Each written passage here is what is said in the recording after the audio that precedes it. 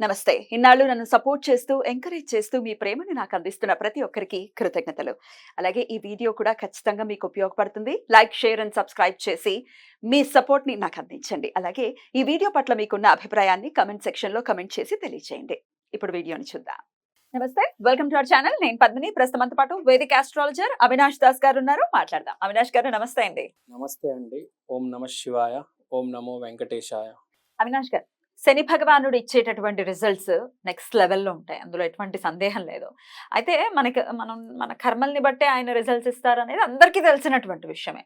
అయినప్పటికీ ఆయన మరి రెమెడీస్ చేస్తే ఆయన ఏమైనా కొంచెం కనికరించే పరిస్థితి ఉంటుందా? మరి ఆయన ప్రసన్నం చేసుకోవాలంటే ఏం చేయాల్సింది? ఎందుకంటే చాలా ఆస్పెక్ట్స్ ఉన్నాయి ఆయనకి. మేజర్‌గా మన ఉద్యోగం. మనకంటూ ఉద్యోగం ఒకటి ఉండాలి. చక్కగా లైఫ్ బావుండాలి అనంటే ఎక్కువ మంది ఉద్యోగస్తులే ఉంటారు గదా! మరి ఏం చేయాల్సి ఉంటుందండి? శని గ్రహం చాలా ఇంపార్టెంట్. మీరు చెప్పినట్టు చాలా ఆస్పెక్ట్స్ ఉంటాయి శని గ్రహానికి. సో శని గ్రహం గురించి మాట్లాడితే, శని అనేది మంచి చెడు చూడడు. గురువు అనేది మంచి చెడు చూస్తాడు. దాన్ని బట్టి రిజల్ట్ ఉంటుంది. శని అనేది నువ్వు కష్టపడుతున్నావా లేదా అని చూస్తాడు అంతే. Are you working hard or not? ఇప్పుడు కంటిన్యూస్గా కష్టపడుతున్నావు, సడన్గా డిప్రెషన్ వచ్చి ఆపేసావు అనుకో, శని హట్ అవుతాడు. నీ జీవితంలో చంద్రుడు వచ్చేసాడు, నీచంలో ఉన్నాడు, డిప్రెషన్లో ఉన్నాడు, నువ్వు ఇంకా ఆపేసావు పని చేయడం, శని ఇంకా డ్యామేజ్ అయిపోతాడు. అప్పుడు నువ్వు ఆపేసావు కదా కష్టపడడం.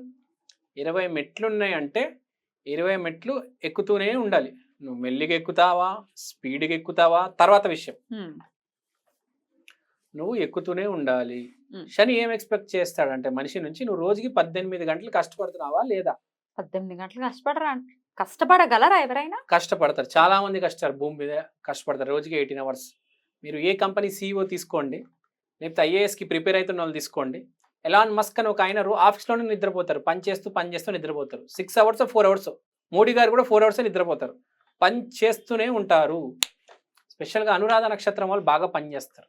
మోడీ గారు అనురాధ నక్షత్రం విపరీతంగా పగలు రాత్రి పనిచేస్తారు.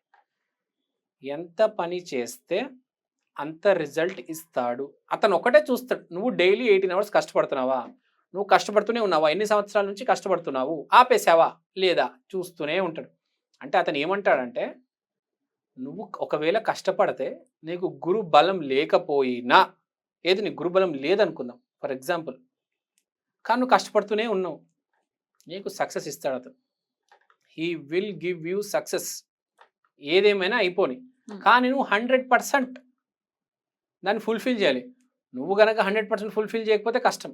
ఇప్పుడు 70% 60% ఫుల్ఫిల్ చేసావనుకో, అప్పుడు ఆ 60% రిజల్టే వస్తుంది. అలాంటప్పుడు ఏంటి, శనితో పాటు గురువు కూడా బాగున్నాడు అనుకో, కొంచెం ఇది కొంచెం అది కలిసి ముందుకెళ్ళిపోద్ది బండి.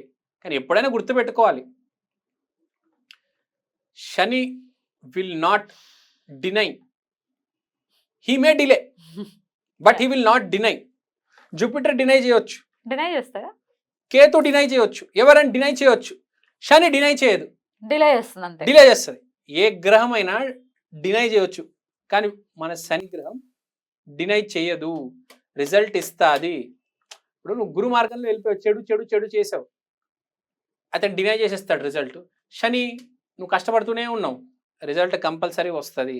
వీడు కష్టపడ్డాడు, పొద్దు నుంచి సాయంత్రం దాకా మాట్లాడుతున్నాడు, పొద్దు నుంచి సాయంత్రం దాకా చదువుతున్నాడు, పొద్దు నుంచి సాయంత్రం దాకా ప్రజల మధ్యలో తిరుగుతున్నాడు, రాత్రిపూట కూడా నిద్రలో కూడా పని గురించి ఆలోచిస్తున్నాడు, పని పని పని పని పని పని పని అంటే అంత నిమగ్నం అయిపోయి ఉన్నాడు. అంటే జీవితాన్ని పని అనుకున్నాడు.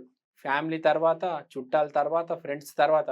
ఫ్రెండ్స్ పిలిచినా కూడా వెళ్ళట్లేదు, పంక్చువల్గా ఉన్నాడు, టైం ఫాలో అవుతున్నాడు, ఒక 2 నిమిషాలు లేట్ అయినా కూడా వచ్చి సారీ చెప్తున్నాడు. ఫ్రెండ్స్ పిలుస్తారండి, ఫోన్ చేస్తారు, రారా ఇక్కడికి, ఈ లొకేషన్కి వచ్చి మంచి రెస్టారెంట్, మంచి బిర్యానీని తిందాం. నేను రాను, నేను పని చేయాలి అంటాడు వీడు. చాలా మంది వెళ్ళిపోతారు, పని ఉన్న రేపు డిలే, రేపు చేసుకుందాంలే అని. వీడు అట్లా కాదు, ముందు నేను పని చేసుకుంటా, కావాలంటే మా ఇంటికి వెళ్ళి ఆర్డర్ చేసుకుంటా. పనికి ఫస్ట్ రెస్పెక్ట్ ఇస్తాడు. మనం జీవితంలో ఏది ముందు పెడతాం, మనం కూడా అదే ముందు పెడుతుంది. నువ్వు శనిని ముందు పెట్టి శని నిన్ను ముందు పెడుతుంది అందరికంటే. ఏ పెద్ద పోస్ట్ తీసుకున్నావు కంపెనీలో, CEO CFO, CXO, chairman, director, board member, IAS, IPS compulsory Shani strong ఉంటుంది. శని స్ట్రాంగ్ లేకపోతే అసలు ప్రమోషనే రాదు. ప్రమోషన్ రావాలి అంటే శని స్ట్రాంగ్ ఉండాలి. శని స్ట్రాంగ్ ఉంటేనే ప్రమోషన్ వస్తుంది. ప్రమోషన్ రావట్లేదంటే నీ శని స్ట్రాంగ్ లేదు, నువ్వు పని పట్ల శ్రద్ధ పెట్టు, ఇంకా పని చేయి, తిరగడం ఆపేయి, చాలు ఇంకా తిరిగింది, start working. So practical remedies ఇవన్నీ, ప్రత్యేకించి పూజలు అవి చెప్పాలి అని అంటే ఉంటాయా? ఉంటాయి. ఒక్క రెమెడీ ఉంది, ఒక్క రెమెడీ ఉంది. ఇప్పుడు మనం ఎందుకు చేస్తున్నాం రెమెడీ అనేది కూడా ఆ థాట్ మన మైండ్లో రావడానికి. ఇప్పుడు చిన్న రెమెడీ చెప్తే, ఇప్పుడు మన రెమెడీ కాకుండా నువ్వుల నూనె పెట్టడం, అది ఎందుకు పెడతామంటే మనకు థాట్ పంపిస్తాడు దేవుడు. శివుడి దగ్గర నువ్వుల నూనె పెడితే ఒక థాట్ వస్తుంది, కష్టపడాలి రా మనం ఇంకా అని. అప్పుడు మనిషి ఇంకా కష్టపడతాడు. కష్టపడటానికి ఒక రూట్ ని వేయటం గానీ, ఒక పాత్ ని వేయటం గానీ జరుగుతుంది. రెమెడీలు చేసేసుకుని నేను కష్టపడినంటే కుదరదు. రెమెడీ చేసేదే మీరు చెప్పినట్టు ఆ రూట్ చూపించడానికి. ఆ రూట్ కనిపిస్తుంది, మళ్ళీ మీరు కష్టపడాలి, నేను కష్టపడంటే అవ్వదు ఇంకా. సో శని రెమెడీ గురించి మాట్లాడుతున్నాము. శనిలో ఉత్తమైన రెమెడీ ఏంటంటే, శనికి అడవులు అంటే బాగా ఇష్టం. సో ఇప్పుడు మనం ఏం చేయాలంటే, శనిని అడవిలో ఎస్టాబ్లిష్ చేయాలి. అంటే ఒక శని, మరి నవగ్రహాల గుడికి వెళ్ళారా, శని విగ్రహం ఉంటుంది కదా, ఆ విగ్రహాన్ని మనం టెంపుల్ మధ్యలో, ఫారెస్ట్ మధ్యలో ఎస్టాబ్లిష్ చేయాలి. శని వైరాగ్యం తీసుకున్నాడు, ఇంట్లో పెట్టుకోకూడదు శని విగ్రహాన్ని. శని అంటే వైరాగ్యం తీసుకున్నాడు, పగలు రాత్రి పని చేసేవాడు. ఆ విగ్రహాన్ని మీరు కుదిరితే ఏదైనా అడవిలో, మీకు ఏదైనా ల్యాండ్ ఉంటే, లేకపోతే ఏదైనా ఫారెస్ట్ అంటే ఇంకా బెటర్, మీకు ఫామ్ ల్యాండ్ ఉంటే, లేకపోతే ఏదైనా ఫారెస్ట్ లో ఎస్టాబ్లిష్ చేయండి. చాలా ఫారెస్ట్ లో ఖాళీగా ఉంటాయి, మనం హైవే మీద వెళ్తూ ఉంటాం.